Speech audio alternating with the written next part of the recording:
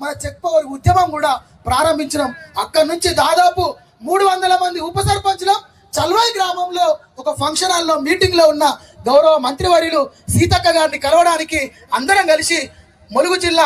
ఇప్పుడున్న అధ్యక్షుడు, అప్పుడు వర్కింగ్ ప్రెసిడెంట్, అధికార ప్రతినిధి వాళ్ళిద్దరి ఆధ్వర్యంలోనే ఆ రోజు చల్వాయి గ్రామానికి దాదాపు 300 మంది ఉప సర్పంచులం పోయి అక్క గారికి వినతి పత్రం ఇచ్చి సన్మానం చేసినాం. అక్క,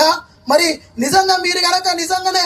ఈ చెక్ పవర్ తీసేసే ఆలోచన ఉంటే ఎన్నికల ముందే మీరు తీసేసి తర్వాత ఎన్నికలకు వస్తే మేము ఇంకా వేరే రకంగా ఆలోచించే వాళ్ళం. ఎందుకు మాకు అన్యాయం చేస్తున్నారు అని అంటే అక్క చెప్పిన మాట ఏంది అని అంటే సేమ్ 16వ తారీఖు రిపీట్ చేసిన మాటే మళ్ళీ 28వ తారీఖు 300 మంది ఉప సర్పంచుల సాక్షిగా మీరు మీ ఎమ్మెల్యేలను ఒత్తిడి తీసుకురండి, నాకు ఎమ్మెల్యే నుంచి ఒత్తిడి ఉన్నది కాబట్టి నాకు ఒత్తిడి ఉన్నప్పుడు నేనేం చేయలేను, ఇది నేను ఒక్కదాన్ని తీసుకునే నిర్ణయం కాదు, అందరి ఎమ్మెల్యేలు కలిస్తే వాళ్ళందరూ వస్తే మేమందరం కలిసిపోయి ముఖ్యమంత్రి గారికి ఈ యొక్క ప్రస్తావన ముందు తీసుకొస్తామని చెప్పారు. ఆ రోజు నుంచి ఈ రోజు వరకు 2 రోజుల ముందు వరకు నిన్నగాక మొన్న భూపాలపల్లికి వచ్చేంత వరకు రోజుకు 2 జిల్లాల పేరుతోటి సెల్ఫ్ డ్రైవింగ్ చేసుకుంటా, నేను ఒక్కనే డ్రైవింగ్ చేసుకుంటా, ఇంకో పక్క వీడియో కాన్ఫరెన్స్లు, ఇంకో పక్క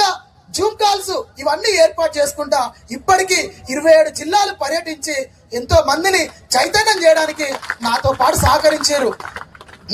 సహకరించారు. కొన్ని దిక్కులైతే నేను పెద్దపల్లి జిల్లాకు వెళ్ళినప్పుడు నేను రోడ్డు మీద పెట్రోల్ బంకులో కారు పెట్టుకొని పడుకొని తెల్లారి ఇటుకబట్టి దగ్గర స్నానం చేసి అక్కడి నుంచి జగిత్యాల జిల్లా కమిటీయడానికి నేను మన వర్కింగ్ ప్రెసిడెంట్ గారితో కలిసి అక్కడి నుంచి మేము జగిత్యాల జిల్లాకు పోయినాం. ఈ రకంగా కష్టపడి ఈ రోజు 27 జిల్లాలు తిరిగితే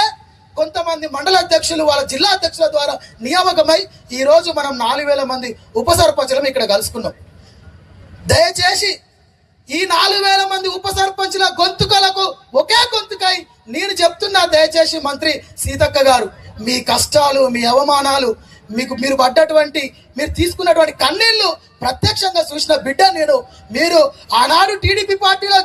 ఎమ్మెల్యే టికెట్ కొత్తలో వచ్చినప్పుడు, మీరు చేరైనప్పుడు మీరు ఎంత కష్టపడ్డారో కళ్ళతోటి చూసిన వ్యక్తిగా నేను చెప్తున్నా. మీరు పడని అవమానం లేదు, మీరు పెట్టని కన్నీరు లేదు, మీరు ఆ పడని ఆర్థిక అవమానాలను కూడా ఎన్నో అధిగమించి ఈ రోజు మీరు ఒక మాజీ నక్సలైట్ గా ప్రారంభమైన మీ రాజకీయ జీవితం ఈ రోజు పంచాయతీరాజ్ శాఖ మంత్రి దాకా పోయిందంటే అందులో బాగా సంతోషపడేది ఇక్కడ కూర్చున్న ఉప సర్పంచులమే తప్ప ఇంకొకరు కాదు.